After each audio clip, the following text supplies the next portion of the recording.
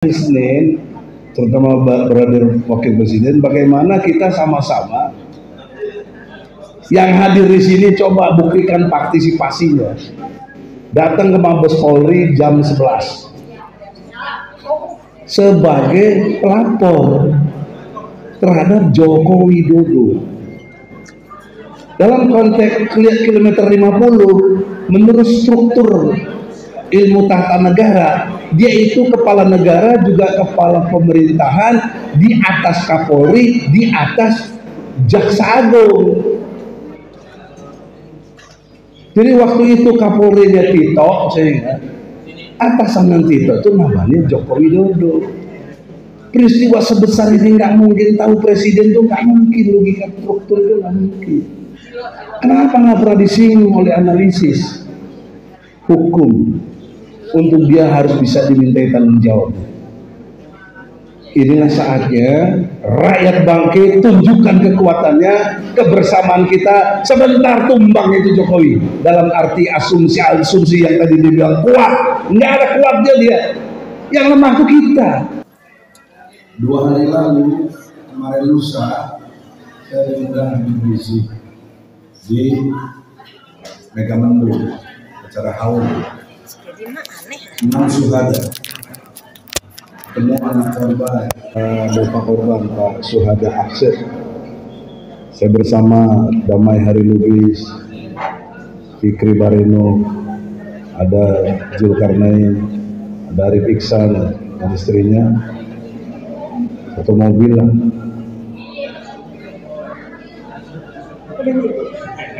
Kalau tidak salah Fikri Bareno komentar, kenapa kok kesannya Jokowi semakin kuat banget,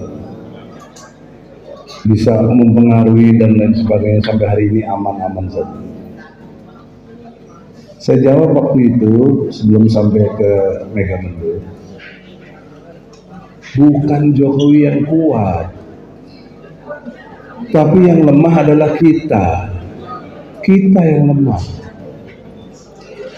Kita kurang segala-galanya, terutama kita kurang solidaritas, kurang sofan ka'annahum bunyanun marsus.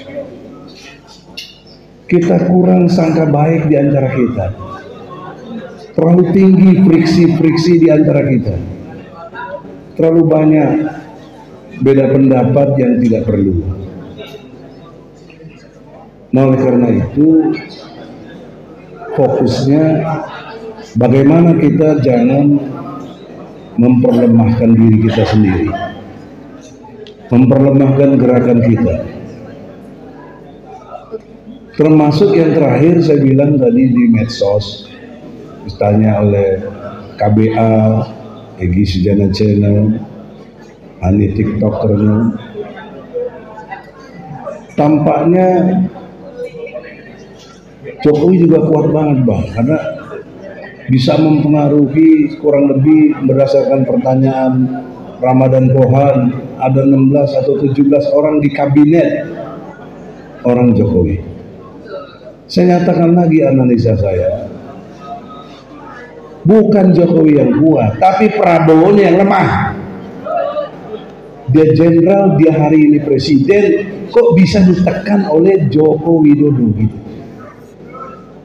Analisis ini kurang dibahas. Oleh karena itu kita introspeksi bagaimana kok sampai bisa kuat seperti itu, karena kita lemah. Kesadaran akan kelemahan kita membangkitkan semangat untuk memperkuat diri. Tapi kalau berpikir Jokowi kuat, kita malah tambah lemah gitu loh. Oleh karena itu, dalam rangka memperkuat diri, himbauan konkret saya, karena tadi harusnya disampaikan di acara KM50 tadi,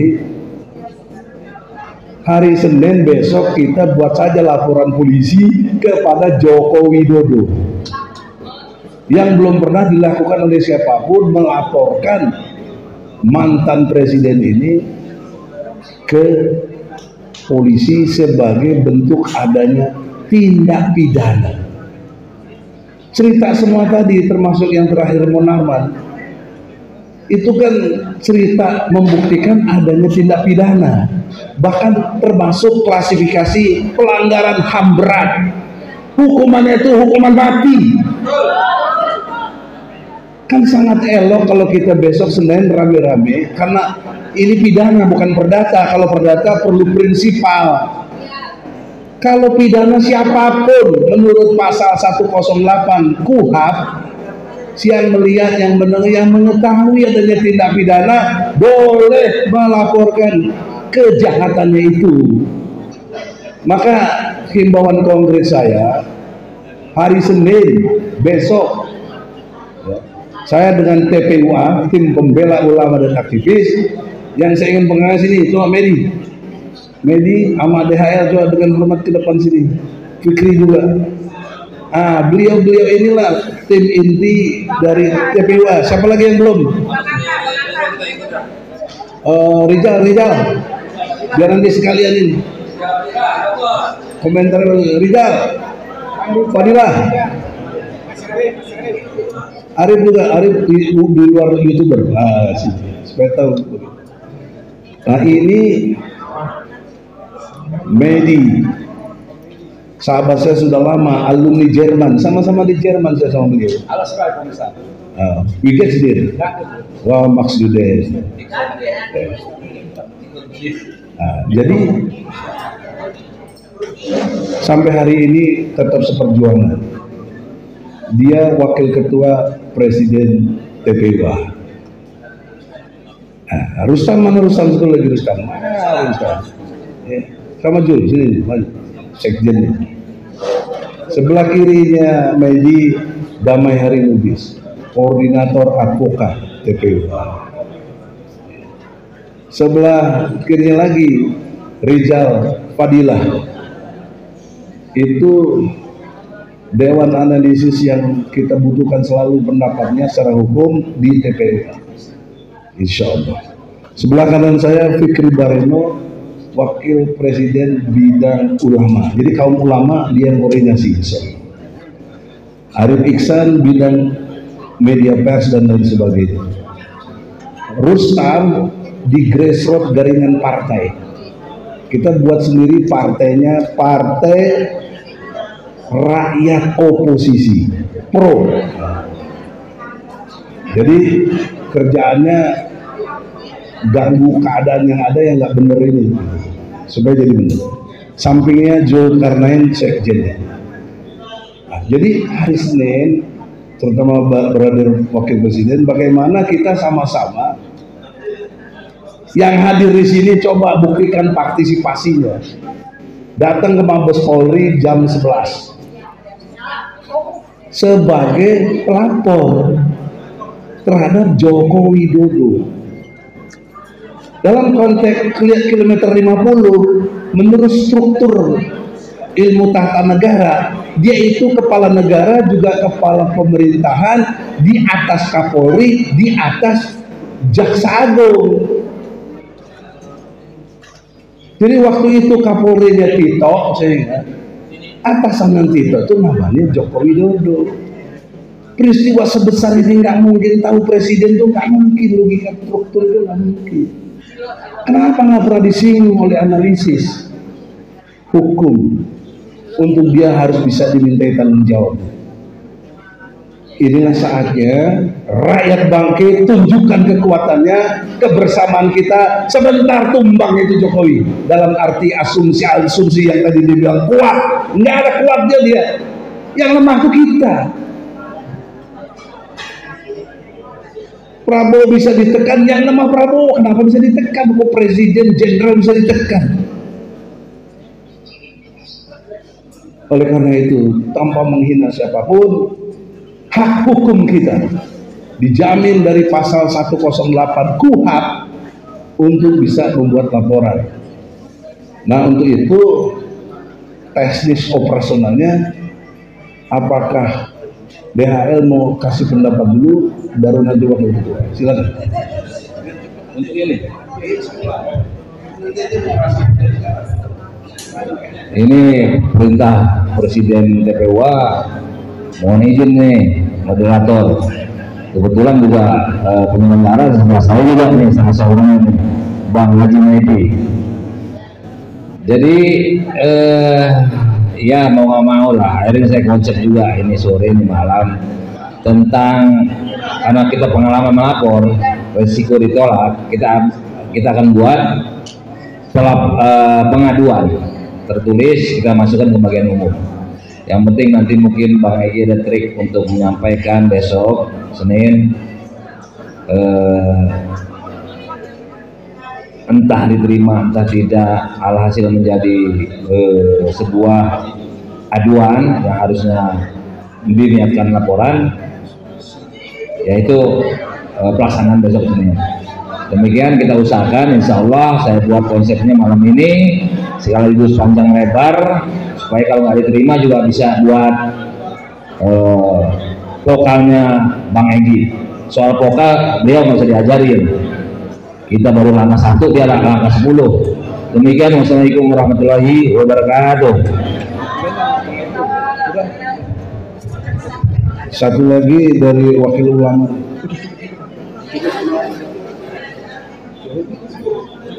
Kalau cukup, saudara-saudara. Yang kedua, tentang ijazah palsu.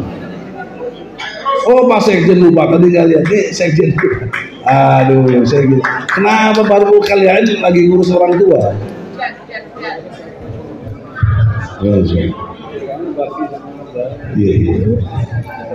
Ijazah palsu ini banyak orang nanya juga sampai di mana. Secara formal kita sudah sampai tingkat